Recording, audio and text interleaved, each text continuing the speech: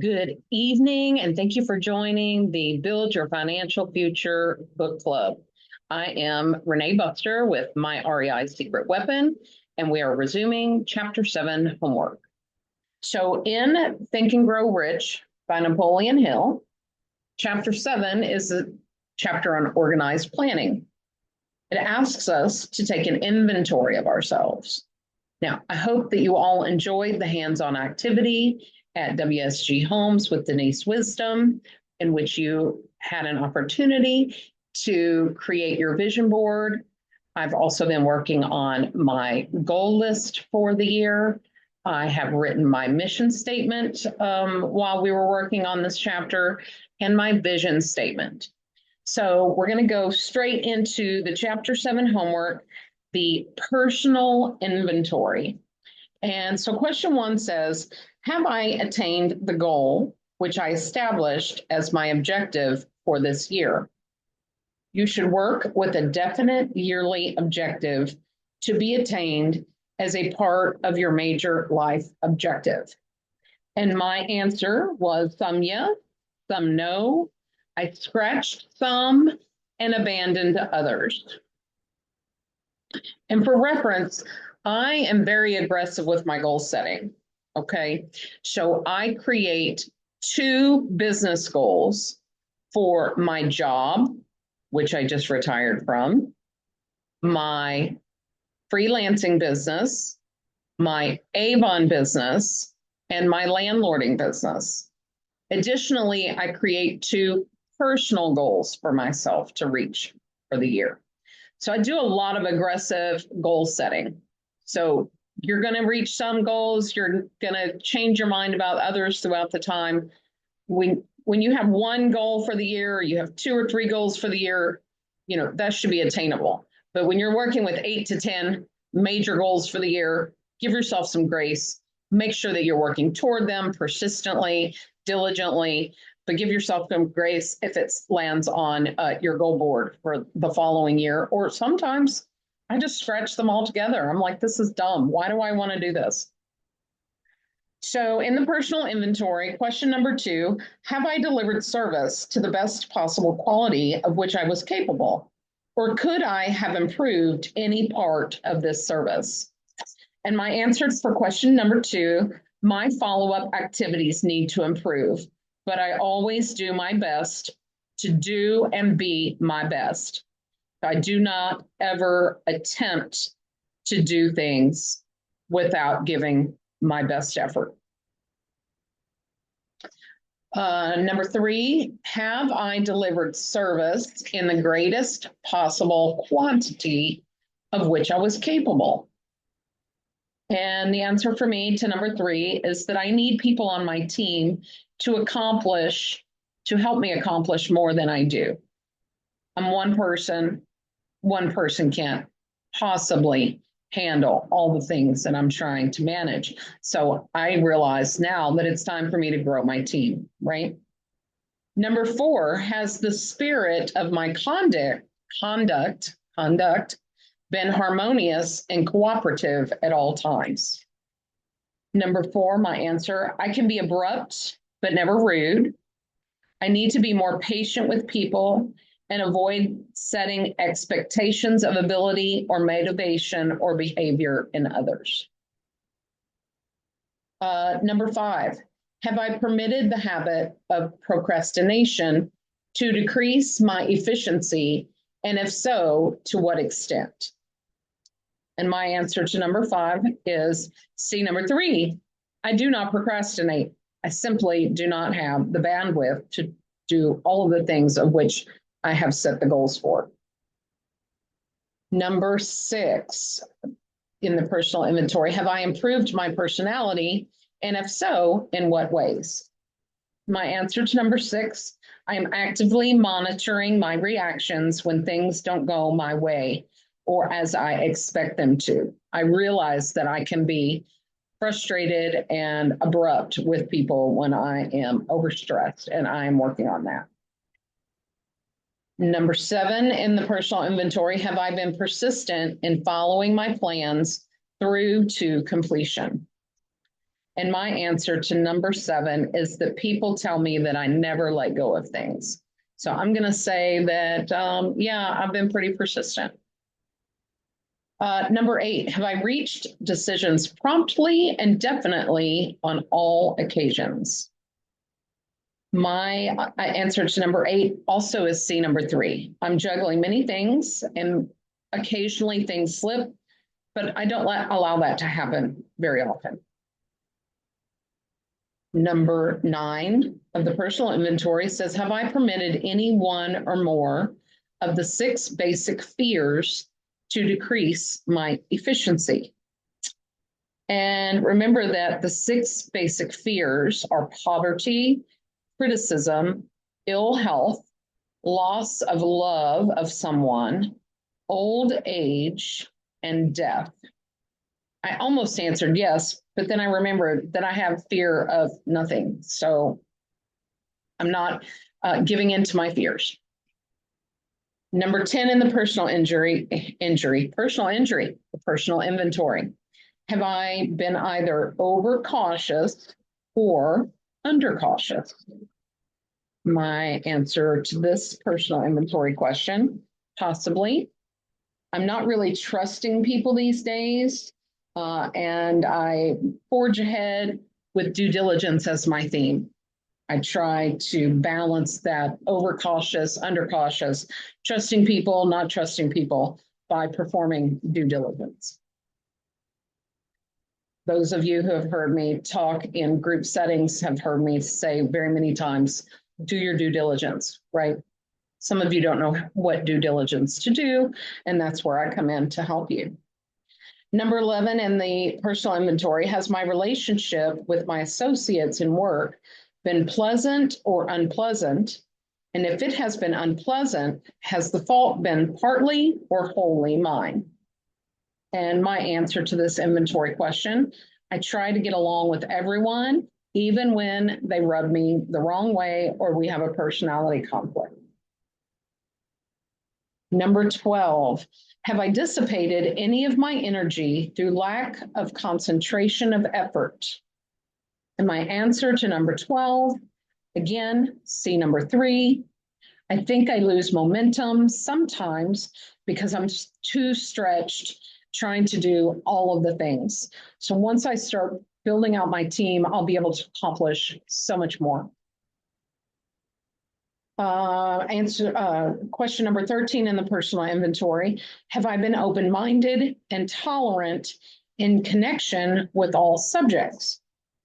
And my answer to number 13, for the most part, although I cannot tolerate politicians, especially supporters of DJT, and after watching Dead People, Crazy People, Drugs, and Politicians, and reading the entire book, I am losing more tolerance and respect for politics by the day.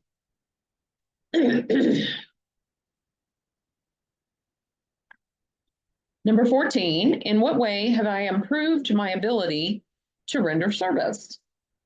I launched my case, and my case in Sherwood going to be game changers. Oh, I believe it means I'm going to QuickBooks. I launched my case, and I'll be rolling out more of my business into QuickBooks. And this should help me manage my caseload significantly. Number 15, have I been intemperate in any of my habits?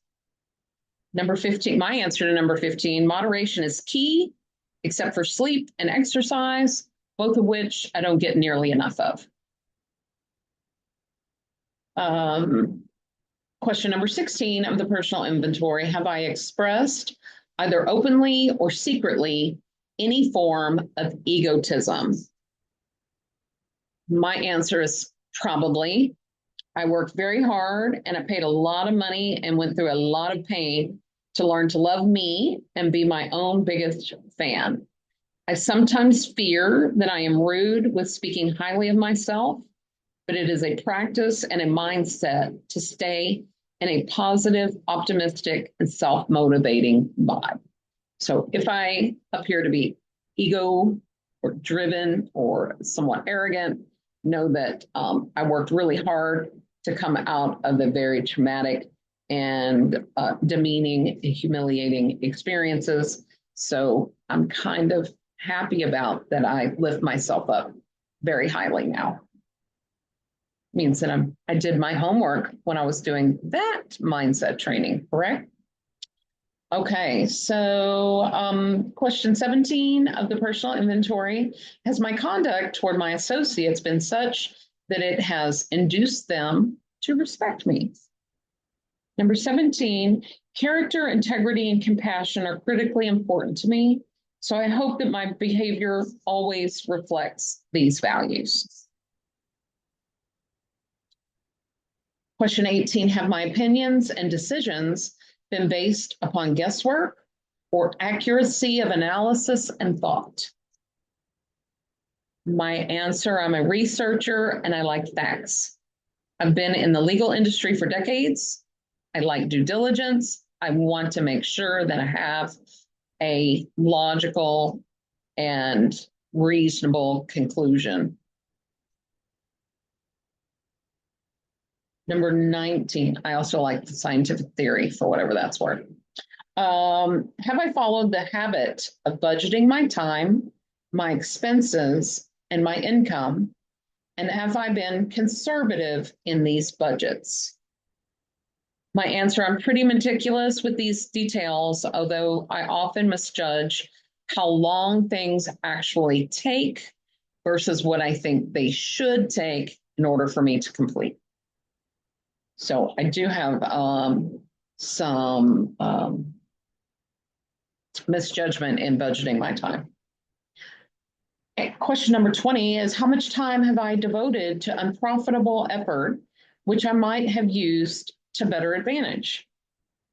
And my answer to the personal inventory for number 20 is that I don't take enough downtime. I don't take enough time to unplug and recharge.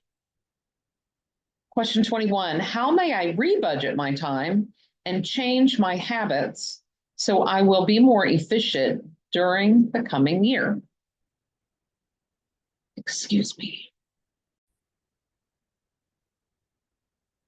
And my answer for answer 21, I already have a plan to rearrange my time and lots of things will be benefiting me coming out of that rebudgeting. Question number 22, have I been guilty of any conduct which was not approved by my conscience? My answer to 22, I sleep quite well when I do. When I allow myself to get adequate rest, I sleep like a baby, meaning I do things that I feel like align with my value system, integrity, character, compassion. Question number 23, in what ways have I rendered more service and better service than I was paid to render? And I think that I misunderstood the question. In what ways? My answer was daily. Most of my customers say that my prices are too low, and I will be making adjustments to this budgeting of expenses and value for my time. Question 24. Have I been unfair to anyone? And if so, in what way? My answer, besides myself, I do ask a lot of my daughter, AJ. Number 25, if I had been the purchaser of my own services for the year, would I be satisfied with my purchase? And my answer is I would like my response time to be better, but I am working on a solution to help me be quicker to respond to my customers' needs. Question 26 of the personal inventory, am I in the right vocation? And if not, why not?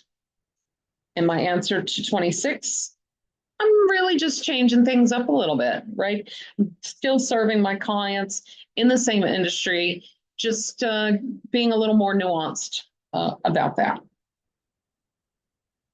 Question 27, has the purchaser of my services been satisfied with the service I have rendered? And if not, why not? So my answer to 27 is C, number 21 and number 25, in which I have a plan to rearrange my time, and I'm working on my response time. My pain points are their pain points. So I understand what my customers' pain points are, and lucky for them, they're also my pain points, so we're in alignment. Question 28 of the personal inventory, and for the final book homework, right, out of the actual resource, what is my present rating on the fundamental principles of success? Make this rating fairly and frankly, and have it checked by someone who is courageous enough to do it accurately. My answer was, I'm on the right track. Breakthroughs are coming soon, and there is room for improvement. So we're going to go on further to the workbook homework, right? Courtesy of C. Stacy Sunday. Not sure if you can see it. I know there we go. So, and it's by the Napoleon Hill Foundation as opposed to Mr. Napoleon Hill himself. And the workbook says, my apologies, organized planning, the sixth step toward riches, the crystallization of desire into action. You have learned that everything humankind creates or acquires begins in the form of desire. That desire is taken on the first lap of its journey from the abstract to the concrete into the workshop of the imagination, where plans for its transition are created and organized. In chapter 1, you were instructed to take 6 definite practical steps as your first move in translating the desire for money into its monetary equivalent. One of these steps is the formation of a definite practical plan or plans through which this transformation may be made, including forming a mastermind group. The following are 4 steps to build practical plans. Number 1, ally yourself with a group of as many people as you may need for the creation and carrying out of your plan or plans for the accumulation of money. Making use of the mastermind principle described in a later chapter. Compliance with this instruction is absolutely essential. Do not neglect it. Number 2, before forming your mastermind alliance, decide what advantages and benefits you may offer the individual members of your group in return for their cooperation. No one will work indefinitely without some form of compensation. No intelligent person will either request or expect another to work without adequate compensation, although this may not always be in the form of money. Number 3, arrange to meet with the members of your mastermind group at least twice a week and more often if possible, until you have jointly perfected the necessary plan or plans for the accumulation of money. And finally, number 4, maintain perfect harmony between yourself and every member of your mastermind group. If you fail to carry out this instruction to the letter, you may meet with failure. The mastermind principle cannot obtain where perfect harmony does not prevail. Keep in mind these facts. First, you are engaged in an undertaking of major importance to you. To be sure of success, you must have faultless plans. Second, you must have the advantage of the experience, education, native ability, and imagination of other minds. This is in harmony with the methods followed by every person who has accumulated a great fortune. No individual has sufficient experience, education, native ability, and knowledge to ensure the accumulation of a great fortune without the cooperation of other people. Every plan you adopt in your endeavor to accumulate wealth should be the joint creation of yourself and every other member of your mastermind group. You may originate your own plans, either in whole or in part, but ensure that your plans are reviewed and approved by the members of your mastermind alliance. If the first plan you adopt does not work successfully, replace it with a new plan. If this new plan fails to work, replace it in turn with still another, and so on until you find a plan that does work. Right here is the point where the majority of people meet with failure. Their lack of persistence to create new plans to take the place of those that fail. No one can accumulate money without practical and workable plans.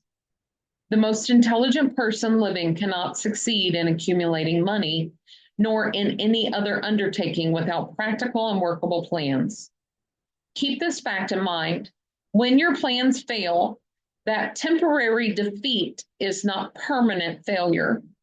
It may only mean that your plans have not been sound. Build other plans. Start all over again. Thomas A. Edison failed 10,000 times before he perfected the incandescent electric light bulb. That is, he met with temporary defeat 10,000 times before his efforts were crowned with success. Temporary defeat should mean only one thing: the certain knowledge that there is something wrong with your plan. Millions of people go through life in misery and poverty because they lack a sound plan through which to accumulate happiness and a fortune. Your achievements can be no greater than your plans are sound. Henry Ford accumulated a fortune not because of his superior mind, but because he adopted and followed a sound plan. 1,000 people could be pointed out as having a better education than Ford's. Yet those 1,000 live in poverty because they do not possess the right plan for the accumulation of money. Important summary points. If the first plan you adopt does not work successfully, replace it with a new plan. Keep trying and replacing until something works. The most intelligent person living cannot succeed in accumulating money, nor in any other undertaking without practical and workable plans.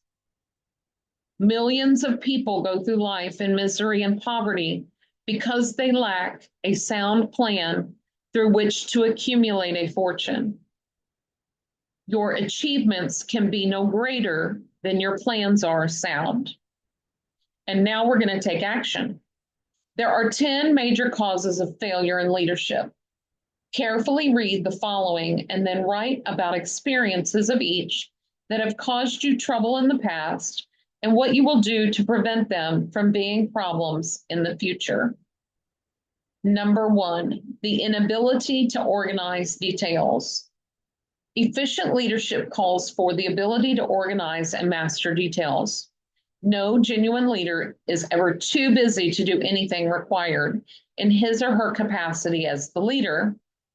Whether a leader or follower, when you admit you are too busy to change a plan or give attention to an emergency, you admit an inefficiency. The successful leader must be the master of all details connected with the position. That means, of course, acquiring the habit of relegating details to capable colleagues.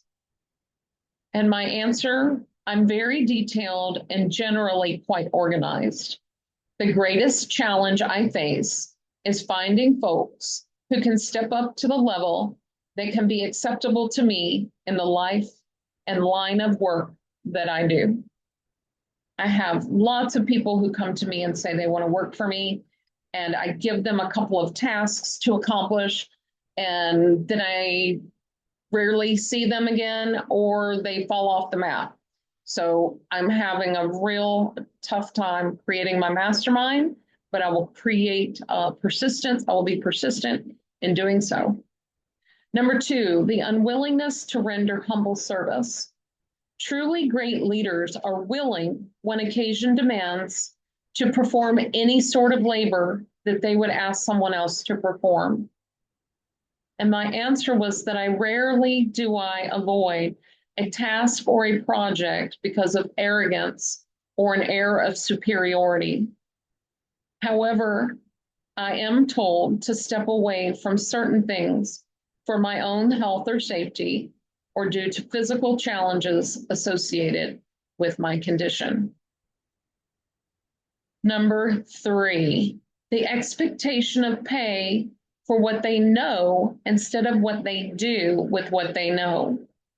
The world does not pay people for what they know.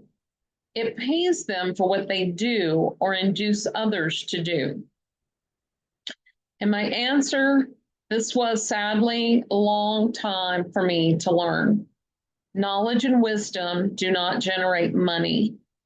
Action backed by knowledge and wisdom is the key. The fourth